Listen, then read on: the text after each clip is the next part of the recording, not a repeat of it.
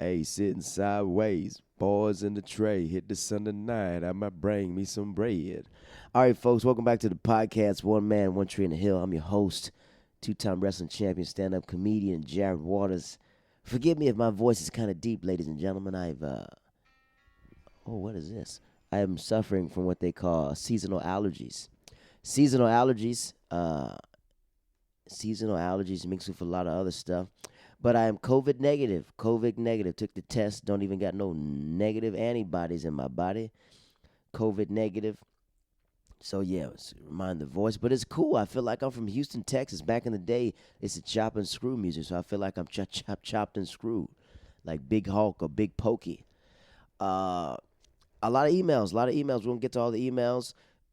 I know I feel like a repeating record, apologizing for not having these One Tree Hill episodes, but my life is pretty busy. But I'm probably going to get that because as most of the people that listen to this podcast and all of our subscribers are people from the One Tree Hill podcast, and they let me know all the time that you are not a man of your word. I am a man of my word, but I have so many marvelous friends and everything else, and I love getting their stories out. But we're going to do that this week. This week I'm going to take the time. F it. I'm going to do it today since it's Labor Day, and I'm going to do it today, and we'll put it out Friday. A lot of emails about our friend Miss B, and I can clear some stuff up. The reason why we cannot reveal like her real name is because she's a part of the Orthodox community, and she can't tell these stories and associate her face with them. Let me break that. She can tell these stories, but she can't associate her real name because they could like blackball her, and her brothers and sisters might not get married because she's not speaking out, but she's speaking about things that a lot of us people don't know inside their community. And I'm not gonna lie to you guys, when we recorded this maybe a month ago, and I was shocked at the fact that I was shocked at how we met in Israel 3 years ago, and I really thought when I would talk, we would always like give peace and blessings to each other, but I never knew that she was felt like an outcast. And when we always talk, I was just like, oh wow, you know a lot of people, and I guess the impression of me, I knew a lot of people, but I didn't know that people were like effing with her a little bit, or not effing with her, just making her feel unholy. Sometimes when you think a person is religious, you question their religious intentions. So, like, if she wore a bathing suit, I know Orthodox people can wear bathing suits. They were like making assumptions about Orthodox people, and I remember her just raising her hand saying, "That's not how Orthodox people are. I'm Orthodox." And honestly, man, me and my lady goes, "She's beautiful." I said, "Yeah, she's beautiful."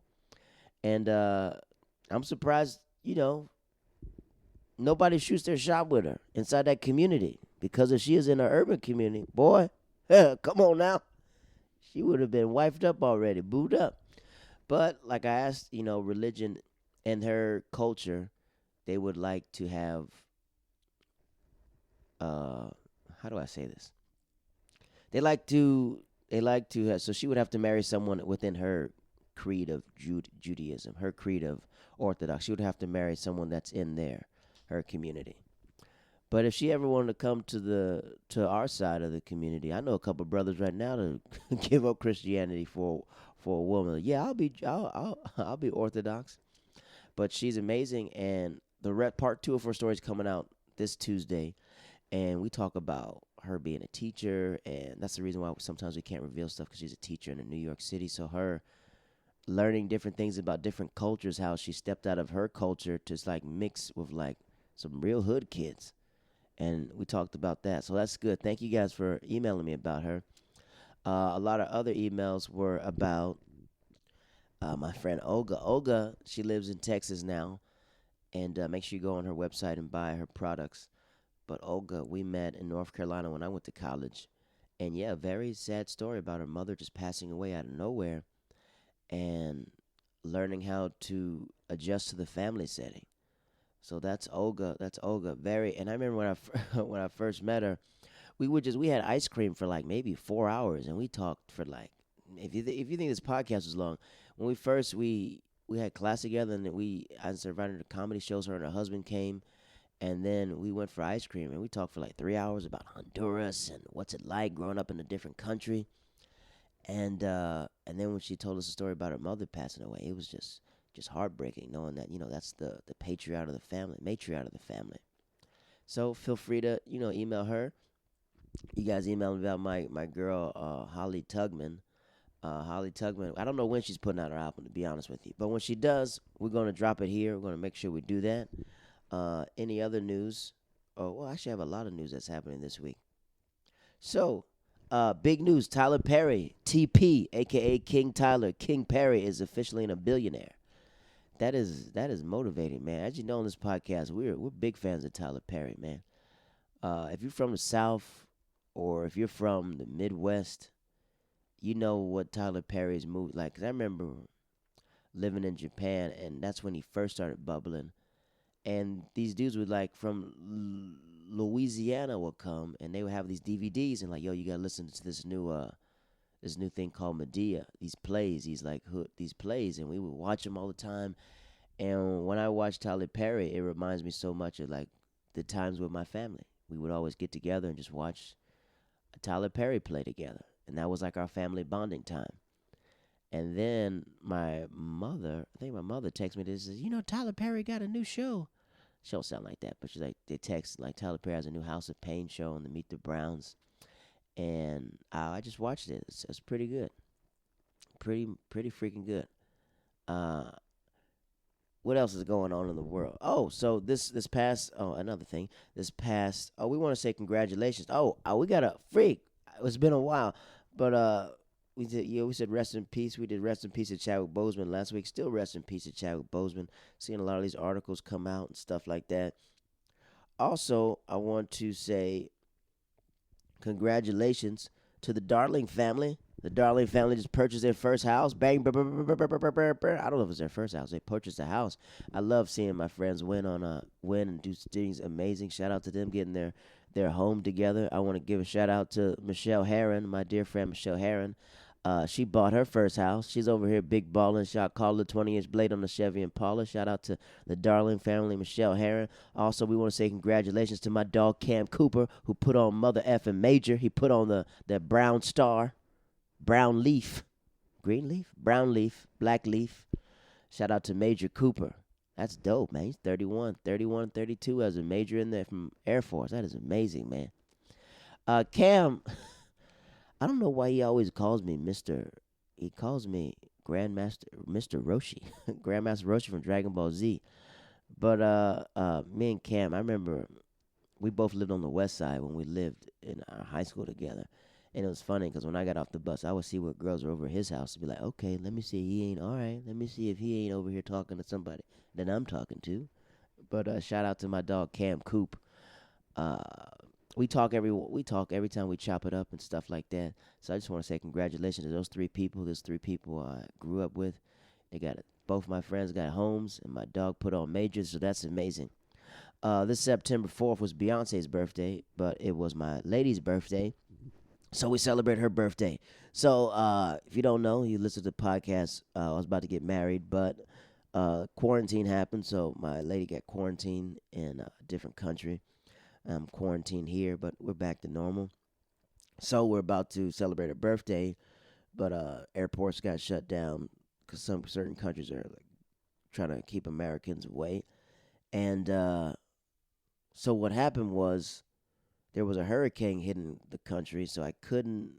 I had all this stuff planned for her 30th birthday, but it actually worked out perfectly. So she got all of her gifts. Her birthday's Friday, so Wednesday I got this giant cake, as big you see it on my Instagram. This giant cake and balloons. So I said, "Hey, that's your birthday present. Sorry we had to do it 2 days earlier, but this what's happening." And then it just happened to go willing that Friday it opened up, so we sent the flowers to her house, and I made this video collage of all of her friends and family, and it was just amazing how much people love her. A lot of people love her. They wished her happy birthday, and it was like maybe 30-minute video. And shout out to the people who email me a lot later and try to get in the video, but effing I already made the video, so I wish her happy birthday on your own a little bit. But yeah, she's 30 years old, so I'm happy. It's amazing how I had most of her 20s. I didn't have all of her 20s, but it's amazing. And freak it, I'll read my posts. F it, people be hitting me up saying, "Jared, can you write my vows and stuff like that?" And I'd be like, "Sure." This is what I said. Let me read it. Here we go.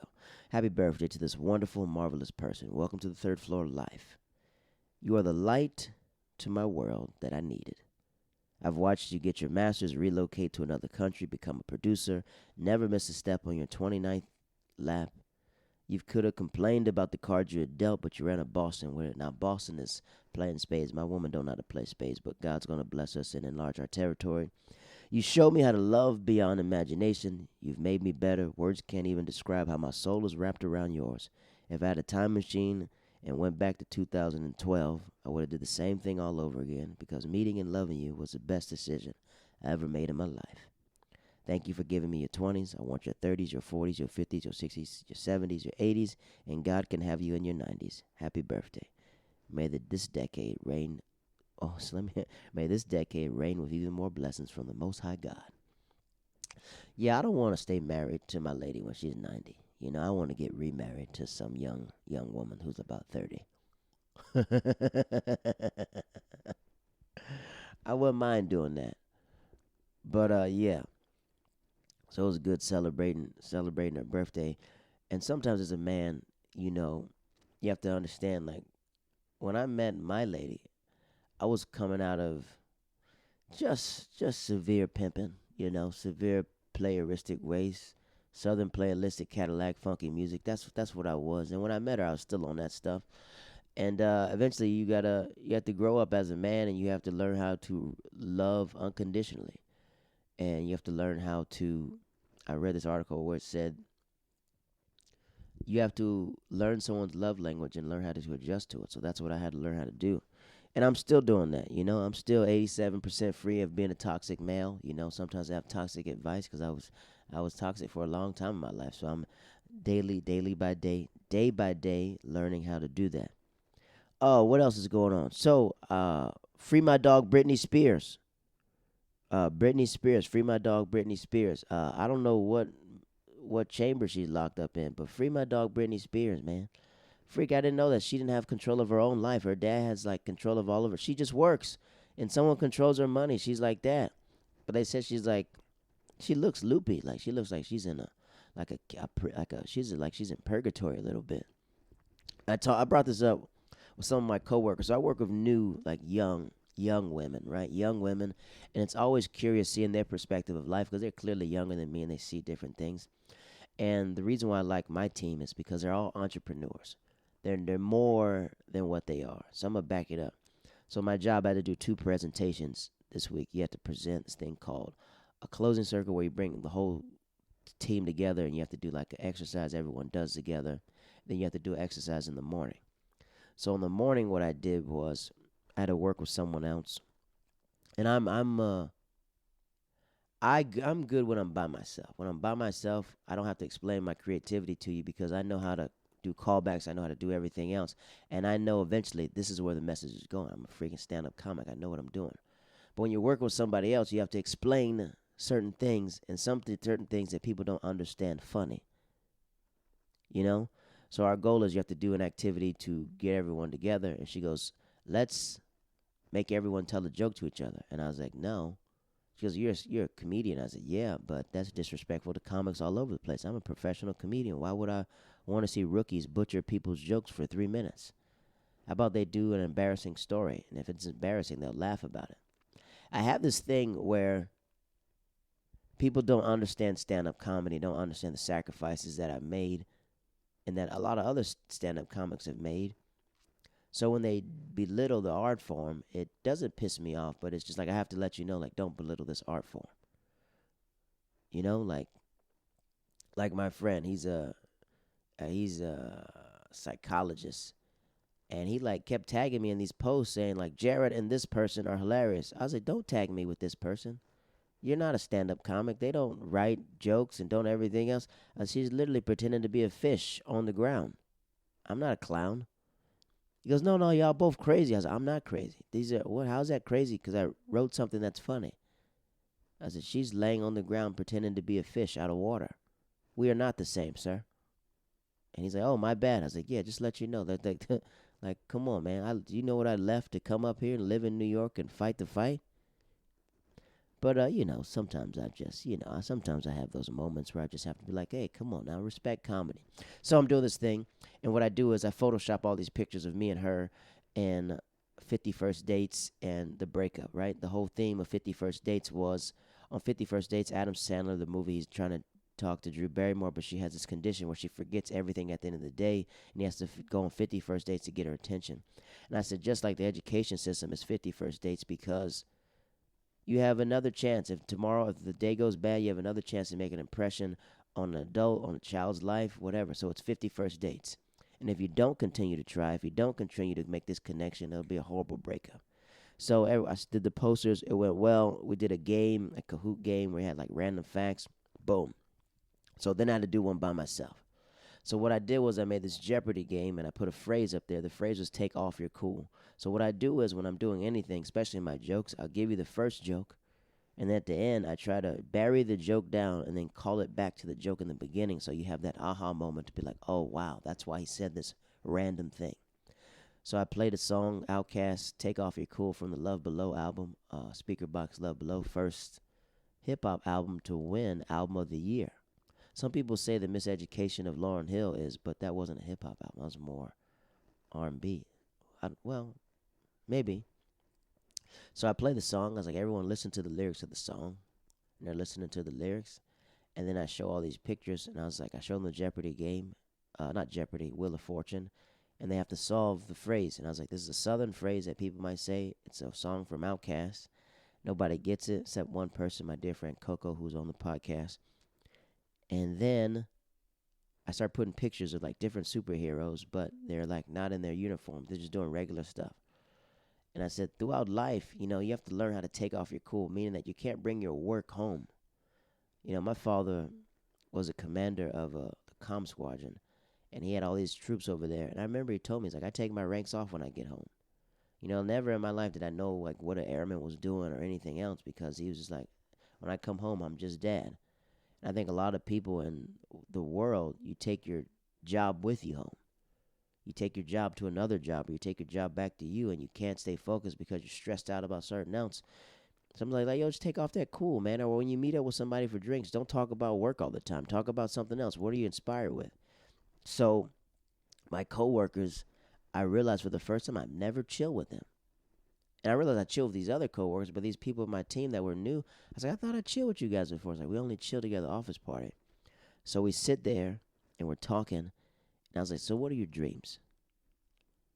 And I'm the team lead, so they're just like, my goal is to create. One of them's a fashion designer. The other one, she was drinking. She's like, her goal is to open up a restaurant. And I was like, all right, so when do you want to open the restaurant up? And she goes, I don't. And I was like, give me your phone. And I put in 2023. I was like, find the location for your restaurant. You got 2 years to do it. And this other young lady, she's like she's a cosmetologist where she does eyelashes, and she's like legit eyebrows, everything else. And I was like, man, I got a great team. Because sometimes when your focus isn't in one place, you're not going to care as much about little petty things because you're over it. Like, I didn't come, like, you came to this city to do something else. So everyone in New York does like 2 different things. So it's just like, God willing, things are going great. It's just a lot of work in the beginning. A lot of work, a lot of things that are unknown. And I like to know things, but I like being blinded a little bit. Not with my eyes, but just like I like figuring things out as they come. So that was how I started my day. Then Monday, comedy show. Comedy show got canceled, which was sad. But I did this corporate Zoom show. It was good money, whatever. Do that show. Then Tuesday night, I go to the show called The Tiny Cupboard. Tiny Cupboard. What's happening in New York? All the comedy clubs are closed. Well, some of them are open, but they have mob ties. And some comedy clubs have. Let me break it down. So what happened was when New York City went to phase 3, a lot of comedians started realizing that we need to start putting on shows, and let's do it at parks. So we've been doing all these shows at parks, outdoor shows, amphitheaters, everything else. So a lot of comedy clubs have seen, wow, we got to start doing that too. So they're starting to do outdoor shows. So it's like turf wars, different turf territories. So some people are like on different people's turf, so it's trying to be the gentleman's agreement. I just started my show. It's called Training Day Comedy. It happens every Wednesday at 6:45 at Astoria Park It's on top of the park near the pools and the flags. So we just got LED lights in case it gets dark so people can see. I'm doing the show with Matthew Arvello. He's a stand-up comic. He's only 20 years old. It's crazy how I could have been his dad. That's like ridiculous because me and his dad are the same age. So it's crazy that I could have been his dad. But we did this our second week, so we had a really good show. PDD Abreu came and freaking smashed the show. But I was telling Matthew, I was like, this is the perfect time in comedy, man, for you to get out there and become a player in this game.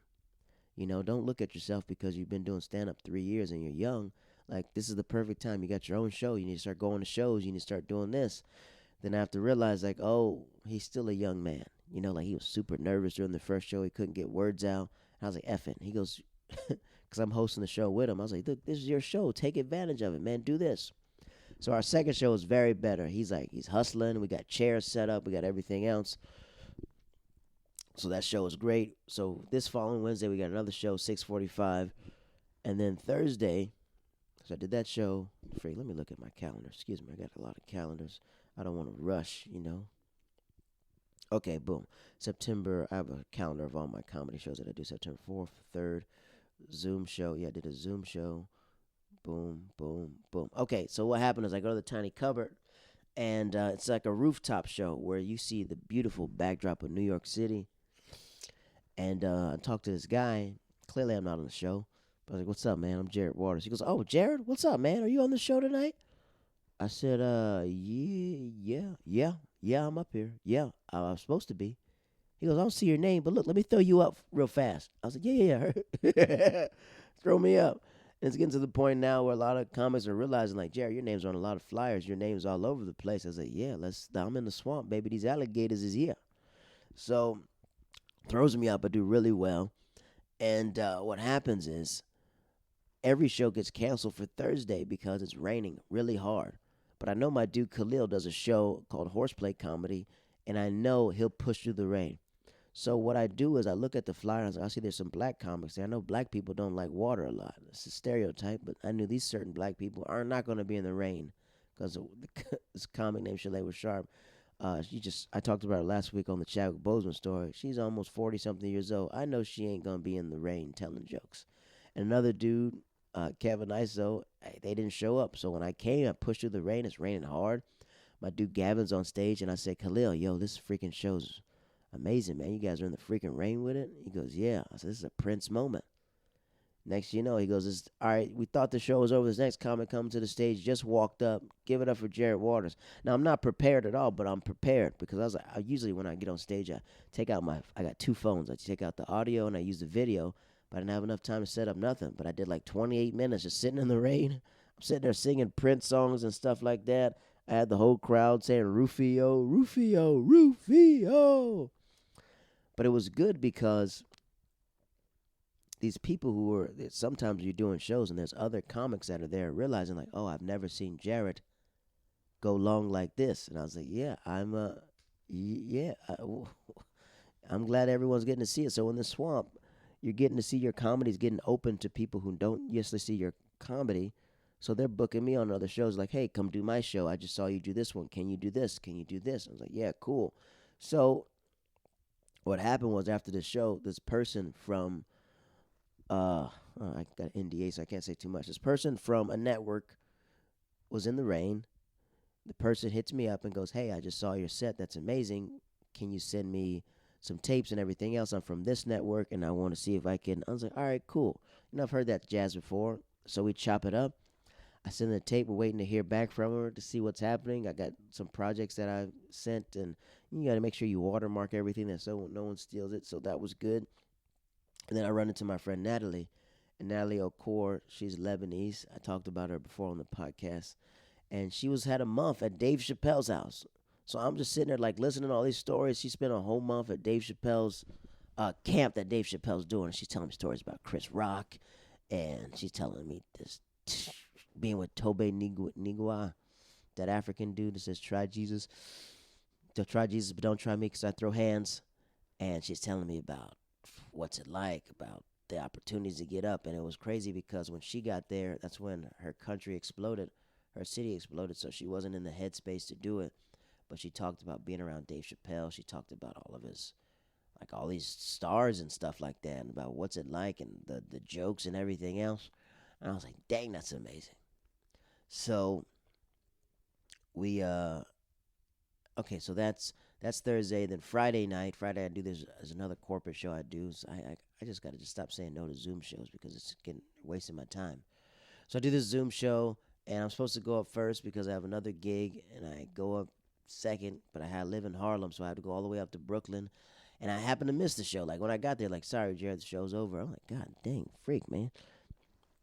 So a little not upset, but just I really wanted to get to the show. So I take the opportunity to approach this comedian that was on the show with me, and I was like, "Hey, they said you had to do a show. What show are you on?" And she goes, "No, I wasn't on a show. I lied." And I said, "Yeah, because of your lie, you made me miss a show that I was supposed to be on." She's like, "Oh my God, I'm so sorry. But I don't care really." I was like, "I get that. That's very tough." So missed the show, and then Saturday, yes, that's Friday, and then Saturday, which was Saturday. So I go to my friend's show. Her name is Janae and Glory. They have a show called Rich Tastes and Overdrafts. So I go to the show in Harlem's by the pier, beautiful water, but turns out they can't play the music. They can't use a microphone because the cops say no because it's a public park. Some parks there's kids there. They said no. So she goes, Jared, do you mind going up and doing 10 minutes? I said yes, I would love to. I don't need a microphone. I can project my voice. So this week I've just been projecting my voice because a lot of shows don't have like microphones. So I do that show, then I bounce around. I hit another show in Brooklyn, which is good. And Sunday, which was yesterday, Sunday, I go to this show, meet Natalie Okor again, and I was like, man, she's telling me these Dave Chappelle stories. We go back. Then I go to this other show, which is my friend Eva Evans' show. Eva, we never seen each other do stand up. I've seen her do stand up, but she's never seen me in my rare art form. So my friend Stefan, he texts her and goes, hey, is there any time on the show? And she goes, yes. He goes, do you know Jared Waters? He said he doesn't know you like that, but you guys are cordial. She goes, yeah, we know each other. She goes, is he funny? She goes, yeah. I'm throwing him up next. And boy, come on now. Well, put that kerosene in that lighter fluid, and it was a really good set. And then she goes, I got to get you on this show. And then I run into this girl named Poe Johnson. And the reason why I know who she is because I remember 2011, Lala had a reality show, and I remember just being in college just at 3 o'clock in the morning and coming back from like a party and watching this show. I'm like, oh, look at Carmelo Anthony's wife with her friends. Then I'm looking at her. She looks back at me, and I wave at her, and she waves. I said, hey, aren't you an artist, a singer? She goes, yes. I said, yeah, you're from Lala Anthony's show. Poe, right? She goes, yeah, that's me. I said, so what's up? How are you? We just chatting. This is a comedy show we do. She goes, oh, I would love to come. I was like, boom. Well, let's flick it up. All right, bam. And that was my week. And then today's Labor Day, day off of work, which is cool. Tomorrow start back up. But yeah, that was my week. So it's a good bit of week of comedy. It's good because now, man, something's happened in New York City where a lot of people are leaving New York City, so the housing is about to go down. So when the housing goes down, shoot, I might buy me a couple brownstones. You dig what I'm saying? So that was good. A shout out to everyone who I hit up that made that video for my lady. I really appreciate that. It really made her day. Oh, this is another email. How do you feel about? Okay, we'll go to there. Vince McMahon. They're talking about Vince McMahon. Vince McMahon is the owner of the WWE, and he's given his athletes 30 days to get off all third party networks. They can't be on Twitch.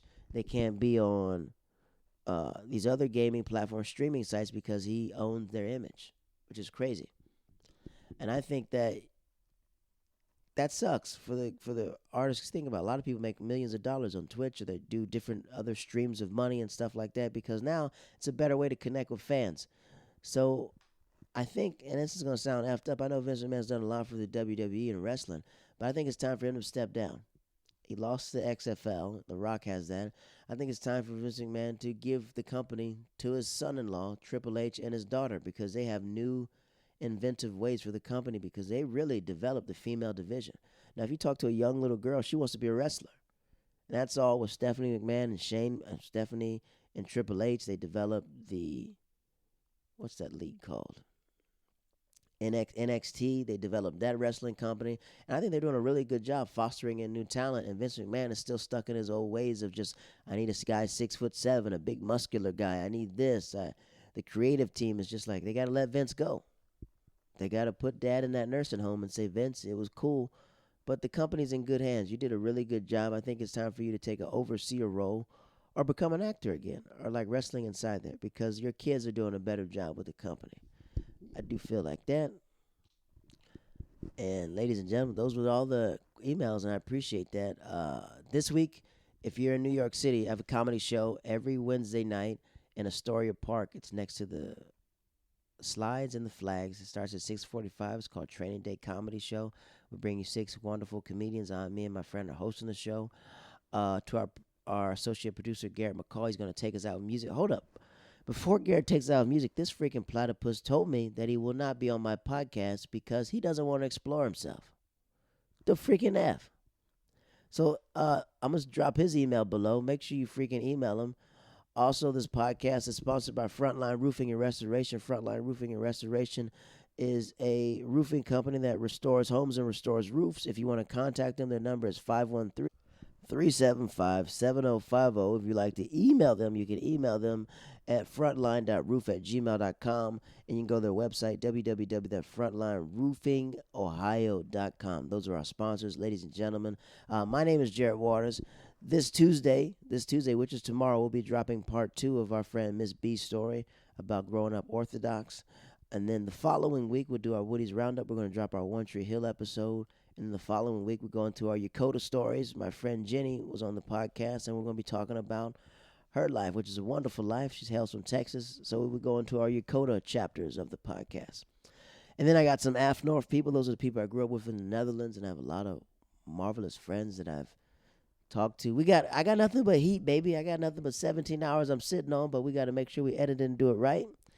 My name is Jarrett Waters. This is the podcast One Man, One Tree in a Hill. GOO, take us out. All right, folks. Hey, you're live on the podcast One Man, One Tree in a Hill. Say what up to the people. Now, this is when I see black excellence. It's Kenan Thompson, and I see this giant butt. I'm like, oh, who is that? Turns out that's Questlove. It's Dave Chappelle, Chris Rock, Eddie Murphy, and they're all sitting at the table, and I walk up to Eddie Murphy, and I was like, hey, Mr. Murphy, I just want to say you're the GOAT, man. You're the coldest that ever walked the face of the earth. You gotta break that thing over. She wants it private, but y'all not even together right now. So we haven't spoken about anything but the cat for at least 2 months. And then I said, and I'm be the next Jamar Neighbors. And then she was up like, I know that's right.